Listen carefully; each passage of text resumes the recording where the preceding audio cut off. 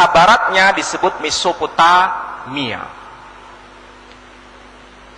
Tahun 1934 itu Leonard Wiley menemukan sebuah bangunan yang disebut dengan istilah zigurat, atau lebih tepatnya diistilahkan dengan piramid, tapi tidak utuh. Piramid itu tidak utuh. Itu menandakan di situ ada semacam tempat pemujaan kepada Tuhan. Dan uniknya, wilayah itu disebut dengan Babel. Dan menara atau zigurat itu disebut sebagai menara Babel. Apa arti Babel? Ternyata Babel itu dari dua kata, Bab dan El. Bab itu artinya pintu, El itu Tuhan. El, Tuhan. Maka disebut dengan istilah Babel. Ini bukan dalam bahasa Arab, ini dalam bahasa Akkadia. Bahasa Akkadia itu apa?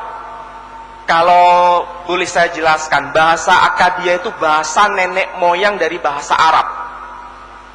Jadi sebelum munculnya bahasa Arab itu ada bahasa yang lebih kuno yang disebut bahasa Akkadia. Namanya Babel. Jadi Ibrahim itu dari sana, di wilayah yang harus menyeberangi sungai Efrat. Keluar dari wilayah Irak, itu dikenal dengan istilah Ewer.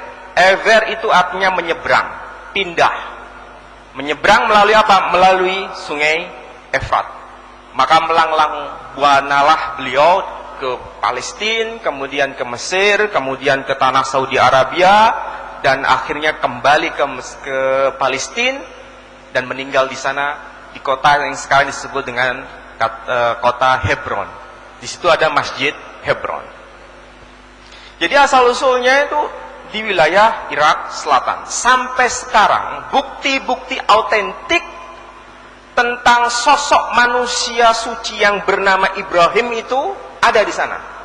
Bukan sekedar legenda, bukan sekedar mitos, bukan cerita, tapi faktanya ada. Faktanya ada.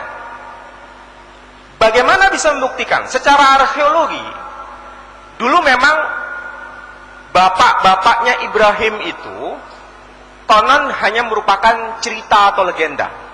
Itu hanya manusia fiksi.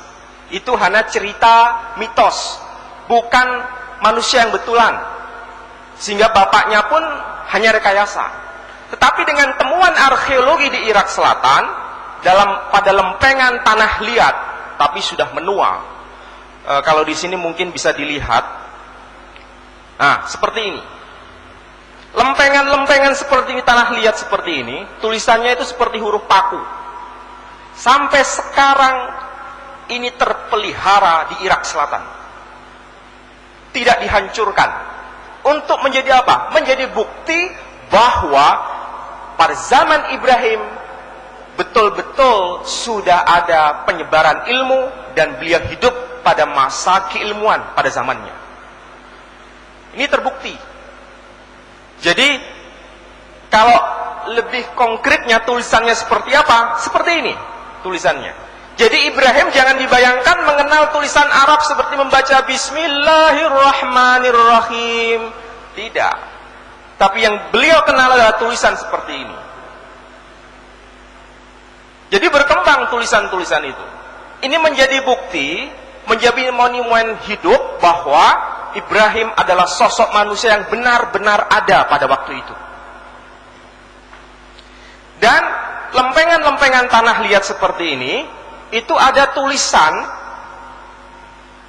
Tel Terahu, ada tulisan Seruk, ada tulisan Nahora.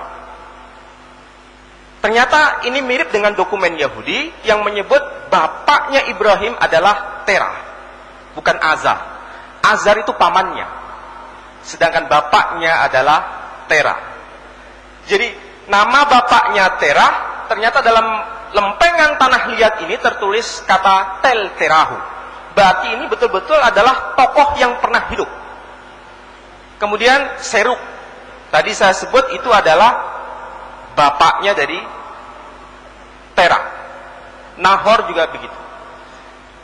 Jadi, dengan temuan arkeologi seperti ini bukan semakin bertabrakan dengan Islam, tetapi justru menguatkan bahwa Ibrahim itu bukan sekedar cerita, tapi betul-betul manusia yang betul-betul pernah hidup pada zamannya.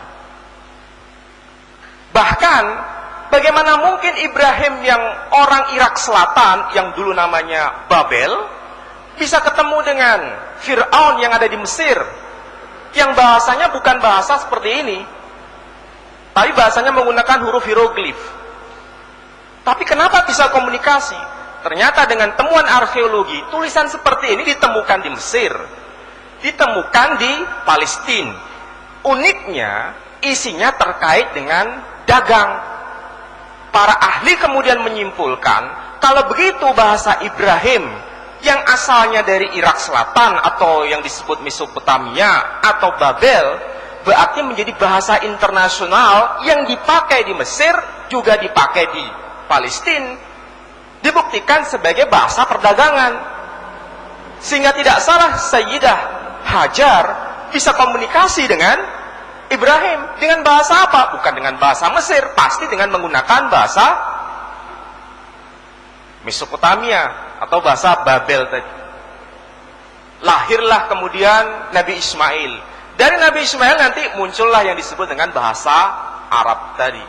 Makanya kalau kita belajar bahasa Arab dibagi menjadi 3. Ada bahasa Arab Al-Qadimah, ada bahasa Arab Al-Fusha, dan ada bahasa Arab Mu'assirah.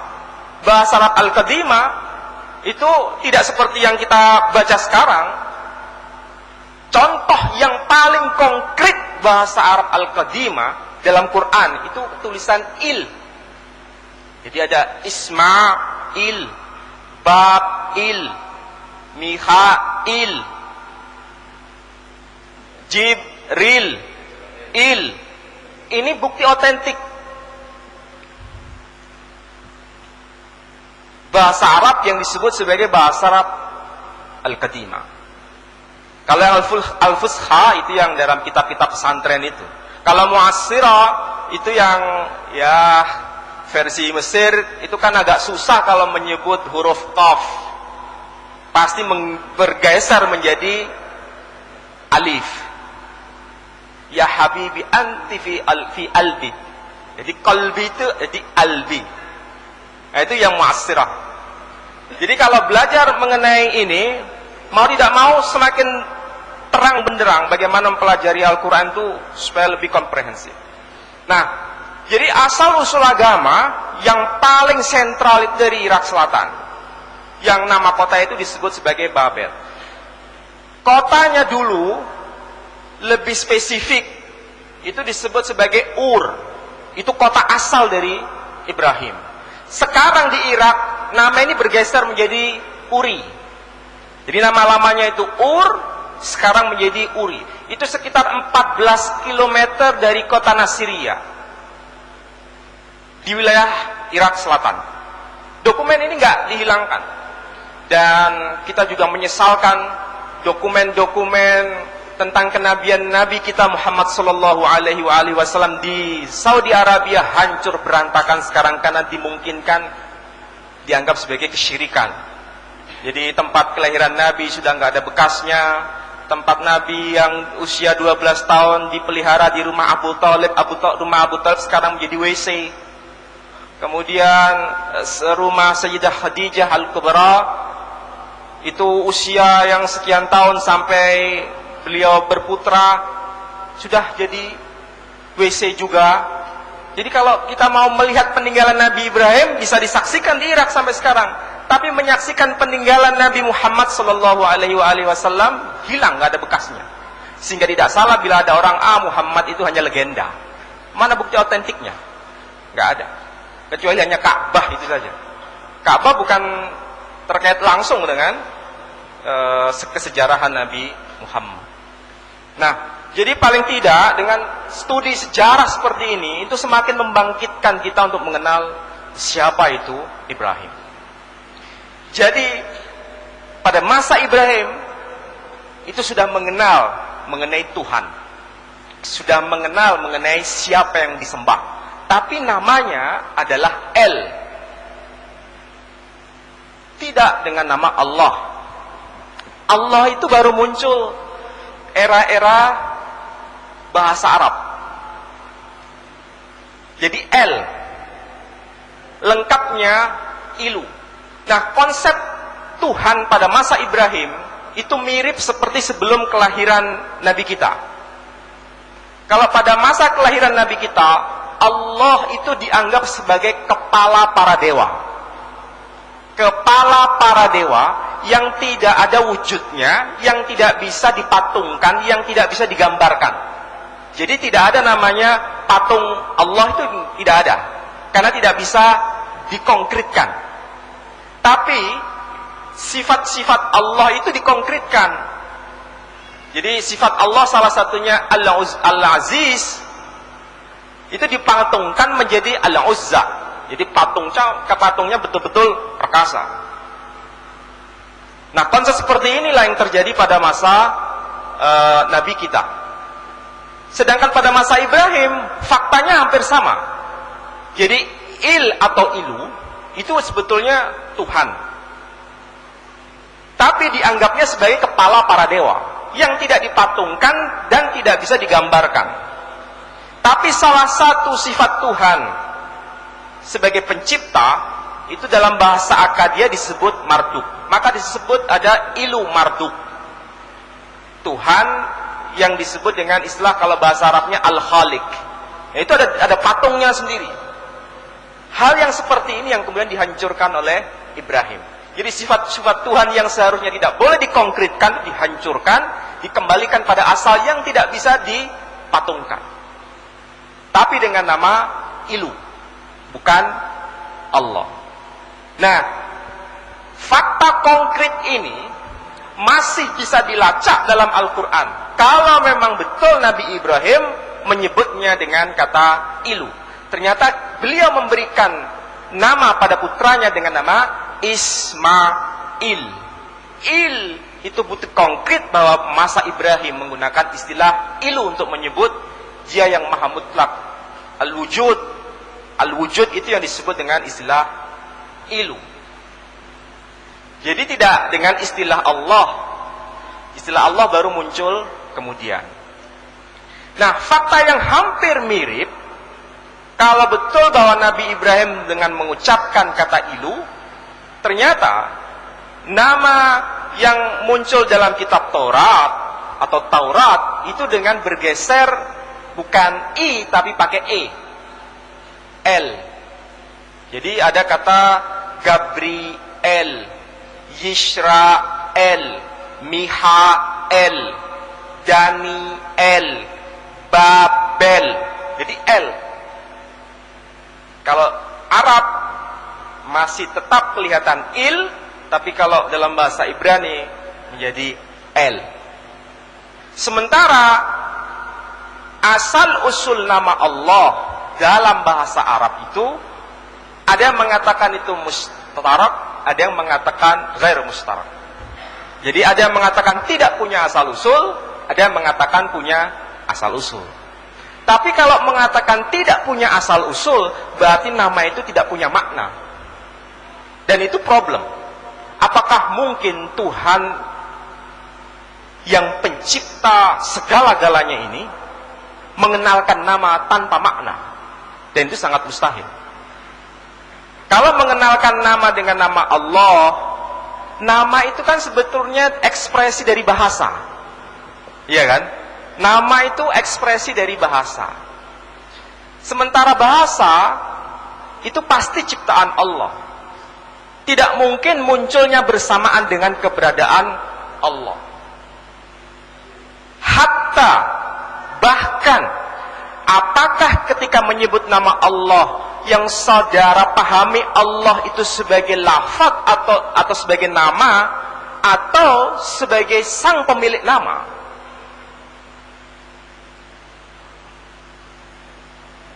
Jadi kalau kita menyebut nama Allah dengan zat yang bernama Allah, zat zat yang bernama Allah. Dengan nama Allah itu munculnya bersamaan, ataukah zat Allah yang lebih dahulu ada baru muncul nama Allah? Nah, kalau zat lebih dulu ada kemudian muncul nama Allah, berarti nama Allah itu muncul dalam konteks bahasa. Berarti bahasa itu ciptaan. Oleh karena itu bisa dipahami bahwa ini adalah mustarak. Sehingga banyak ahli tafsir mengatakan bahwa kata Allah itu dari kata al-ilah. Dari kata al-ilah. Maka menjadilah nama Allah. Sedangkan dalam Yahudi mereka menyebutnya kata Yahweh. Yahweh dari kata haya. Haya itu artinya zat yang maha mutlak, ada sebelum ada sesuatu. Dia ada dengan sendirinya sebelum segala sesuatu. Dari kata haya, maka munculnya kata Yahweh. Nah, yang di kopian saudara-saudara itu ada satu hadis. Ada satu hadis yang saya kutipkan dari tafsir Al-Quranul Azim, tulisan dari Al-Imam Ibnu Katsir, jilid yang ketiga, pada halaman 146, ketika menafsirkan ayat, beliau mengutip satu hadis. Waqala Ibnu Abi Hatim, haddatsna Abi, haddatsna Ali bin Muhammad At-Tanafasi, haddatsana Abu Muawiyah anil A'masi an Amr ibn Marrah an Abi Ubaidah an Abdullah qala lamma ba'atha Allah azza wa jal Musa ila Fir'aun qala Abu ayyu syai'in aqul qala qul. Nah, ini ada kata-kata aneh ini. Hiya syar ahya. Hiya syar ahya. Apa komentar dari Imam Ibnu Katsir ini? Isnaduhu jayyid wa syai'un gharib.